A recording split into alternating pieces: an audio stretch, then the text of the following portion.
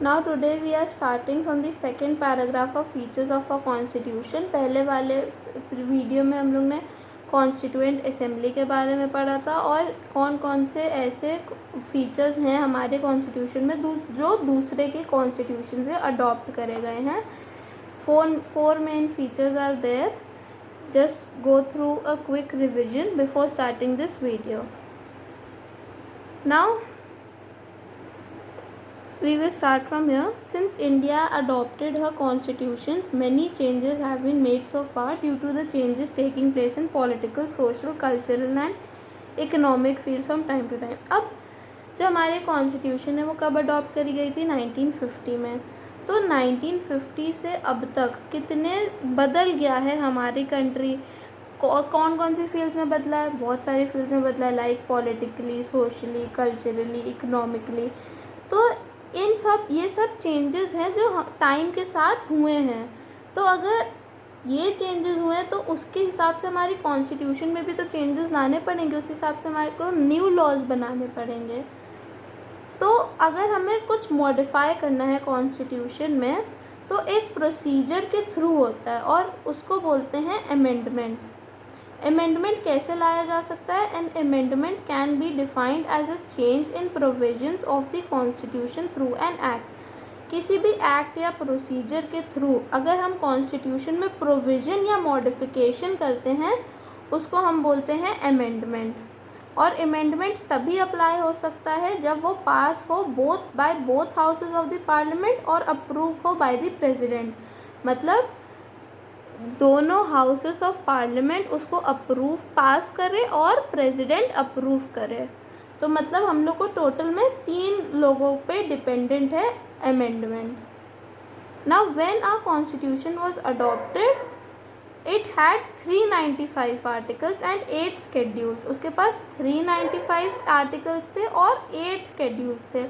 अब हमारी कॉन्स्टिट्यूशन में आर्टिकल्स सेम है पर 12 स्केड्यूल्स हैं और 94 अमेंडमेंट्स हैं. मतलब 94 ऐसे मॉडिफिकेशंस करे गए हैं हमारी कॉन्स्टिट्यूशन में जब से वो अडॉप्ट हुई है और अब तक. अब हम चैप्टर की स्टार्ट होने से पहले हम लोग न्यू वर्ड्स पढ़ेंगे सारे. What is an amendment? अभी हमने पढ़ा the process of making changes in the constitution is known as amendment. What is a preamble? An introductory document of the constitution which explains the goals of the government.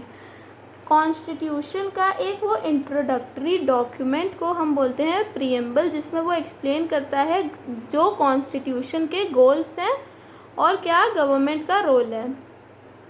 It which explains the goals of the government की government को क्या कौन कौन से goal achieve करने हैं. वो है इंट्रोडक्टरी डॉक्यूमेंट किसमें? कॉन्स्टिट्यूशन में. उसको बोलते क्या है? प्रीएम्बल. अब फंडामेंटल राइट्स क्या होते हैं? फंडामेंटल राइट्स वो होते हैं जो एसेंशियल हैं या फंडामेंटल हैं human well being of a person. मतलब वेल बीइंग, उसकी देखभाल के लिए जो राइट्स हैं उनको बोलते हैं fundamental rights. What is a lawsuit? A case filed in a court for settlement. Lawsuit क्या होता है? जो केस फाइल करा जाता है कोर्ट में सेटलमेंट के लिए, उसको बोलते हैं lawsuit. Writ a document issued by a court of law स्टेटिंग a legal obligation. अगर किसी को भी लीगल ऑब्लिगेशन है तो उस डॉक्यूमेंट को जो कोर्ट इशू करती है उसको बोलते हैं writ. Now coming to directive principles, guidelines given to the government to ensure the welfare of the people. कुछ गाइडलाइंस होती हैं जो गवर्नमेंट को दी जाती हैं कि वो उससे इंश्योर करें किसका? वेलफेयर ऑफ द पीपल, मतलब पीपल की देखभाल के लिए. तो that is known as directive principles. So we had done all these new words. Please learn these all these. okay, these are very important और आगे उतनी ही ज़्यादा काम आती जाएंगी क्योंकि बार बार आपको ये स्टेटमेंट्स एक्सप्लेन नहीं करी जाएंगी. अब आपको एक बार समझा दी हैं, अब आप इनको याद करिए और फिर हम लोग सिर्फ इसका ये यूज़ करेंगे. जैसे इफ़ आई से प्रीएम्बल तो आपको उसका मतलब पता होना चाहिए. अगर मैं बोलूँगी लॉ सूट तो आपको उसका मतलब पता होना चाहिए. डायरेक्टिव प्रिंसिपल तो आपको उसका मतलब पता होना चाहिए। तो अभी तक हमने अमेंडमेंट के बारे में पढ़ा, हम लोग ने न्यू वर्ड्स पढ़े, और अब हम लोग आएंगे प्रीएम्बल में, जिसकी हम लोग डेफिनेशन कर चुके हैं। Now, Indian Constitution begins with an introduction called the preamble, which states the ideals that the nation should follow. अब जो इंडियन कॉन्स्टिट्यूशन है वो एक इंट्रोडक्शन के साथ बिगिन होती है, जिसको बोलते हैं प्रीएम्बल। तो preamble is a introduction to the constitution. उसमें क्या बताया जाता है, वो बताता है जो आइडियल्स जो नेशन को फॉलो करने चाहिए। It states the AIIMS and objectives of the constitution. तो वो क्या क्या स्टेट करता है, वो आइडियल स्टेट करता है जो नेशन को फॉलो करना चाहिए, वो एम्स और ऑब्जेक्टिव्स भी स्टेट करता है कॉन्स्टिट्यूशन के।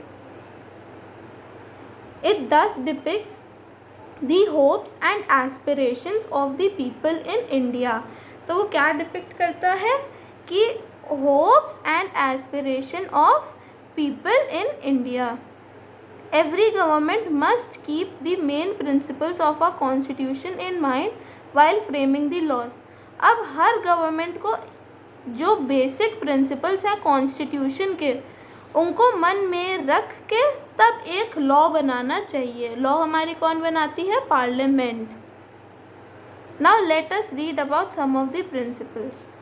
Now I will just give you some names like, अब हमारे कौन कौन से प्रिंसिपल्स हैं, हम लोग पढ़ेंगे sovereignty, socialism, secularism, democracy, federalism और डेमोक्रेटिक रिपब्लिक। तो बेसिकली अब हम ये नेक्स्ट वीडियो में करेंगे। तो अभी तक आपने जितना करा है इस चैप्टर में, क्योंकि ये चैप्टर बहुत इम्पोर्टेंट है, तो अभी तक आपने जितना करा है इस चैप्टर में, मैं चाहती हूँ कि आप वो रिवाइज करें। लाइक वीडियो 1 एक बार फिर से देखें, न्यू वर्ड्स पढ़ें और प्रीएम्बल तक जितना करा है उतना याद करें। और कोई भी डाउट हो तो you can ask in the group.